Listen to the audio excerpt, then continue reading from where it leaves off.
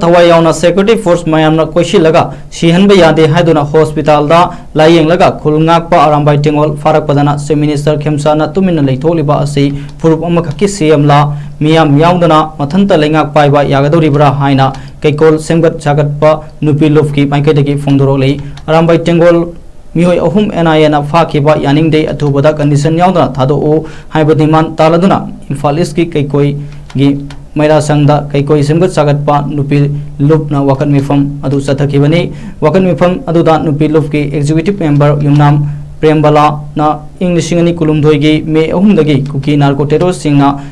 लंदारकपदा security force अमदि लेंगाकना मखोई की थौरांग निंगथिना लौदबदगी लमदमसिगी नाहा कयाना लेबाक असिबु कन्ननबा होनजखिबनी अदुबु लेजबा खुलाइसिंग पाइरुबा अदुसु सेंटर अमदि प्रेसिडेंट रूल लेंगाकना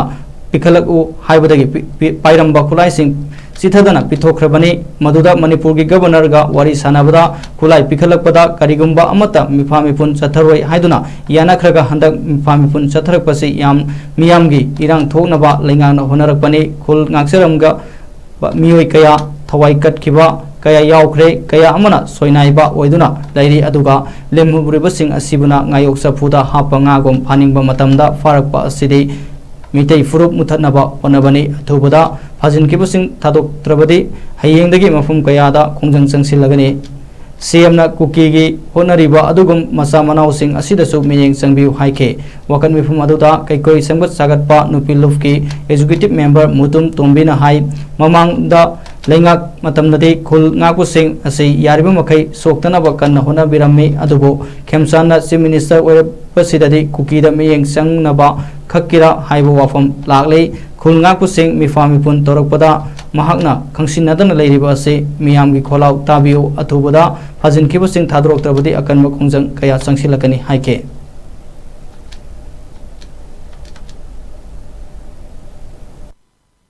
छिखिबा कया अमसु यावरे असोकपा कया अमसु मरनाय ओइदुना लहौरे अदुगा सोहौदबसिंग अदुना खोइगी ngayok चफुदा yok मंगागुना मखोइना फानिंग मतमदा फादुना तौनिंगबा कुछि तौबदी यारोय मरमदि ममा मयाम अमना मखोइगी दमकता 2025 की फेब्रुआरी की डेट 20 दा यानबे एग्रीमेंट अमगी मतुंगिना ममा कया अमना कैनो तौरेगा यानबा कया अम पीरेगा खोइगी खुलाई असि पियु हाइदुना मणिपुर की गवर्नर गी ngaaknabagi damaktane haiduna khulai asi yanabagi matungina pithokhre matung asida hujikna karino tawribase hainagi matungina inegreba agreement singdugi ona tainabada loina bakta governor na sulenga asibu ngakpa ngamdre aduga khungang asibu ireisa asibu manipur asibu kandaba yade haiduna thawai khuba haptuna thoklaibe isa sing asibu makoina phajalaga tawiriba asina karino tawriba pot asi pumna mangna khangna kari damakta khogi chimmi sena kari haina leiri bage bale baksida Manipur से करीनो हाइबनिदा तौबिरिबा पुमनमक्सिंग असे खंगना खंगजना दब सारेरगा इचासिंग सि तुंबा ngairibra loina bak sigro haibra adubo lenga ki sasan se praja na piraba ngakpane magi lengak se ma mathanda palhoba yaroi praja leitana ma manipur mathanda oiba yaroi magi sasan tawba yaroi matung imbinaba leitana kamaina sasan tawdeino adu khangdana sum tawsana leiraga kari ki damaktano isasing sida mana maran piri se khoigi angang ahum phariba se karigumba amate yawdana khoigi thau haina haijaninge akhoi dedi kari su khangte adubo isa singduda karigumba amata dandi amta ek anta pandana yam chamna thadok piro aduga hana taunagiba governor ga inagiba agreement singdugi matung inadi akhoi gi lengak asida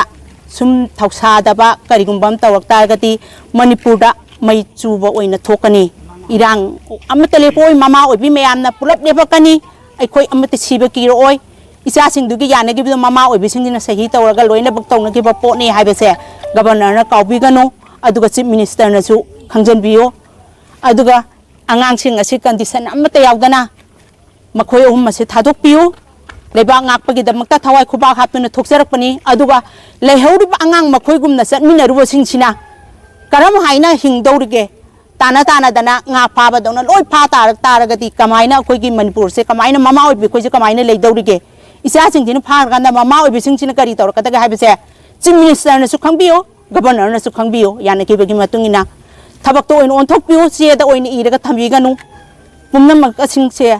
ꯑꯩꯈꯣꯏ ꯄ꯭ꯔꯖꯥꯅ ꯅꯣꯏꯗ right ꯄꯤꯔꯒ ꯆꯠꯈꯤꯕꯅꯤ ꯑꯗꯨ ꯑꯣꯏꯇꯥꯔꯒꯗꯤ ꯑꯩꯈꯣꯏꯒꯤꯁꯨ ꯉꯥꯡꯕ right ꯂꯩ ꯍꯥꯏꯕꯁꯦ ꯈꯤꯇꯪ ꯈꯟꯊꯕꯤꯌꯣ ꯑꯗꯨꯒ ꯊꯕꯛ ꯑꯣꯏꯅ ꯄꯥꯡꯊꯣꯛꯄꯤꯔꯣ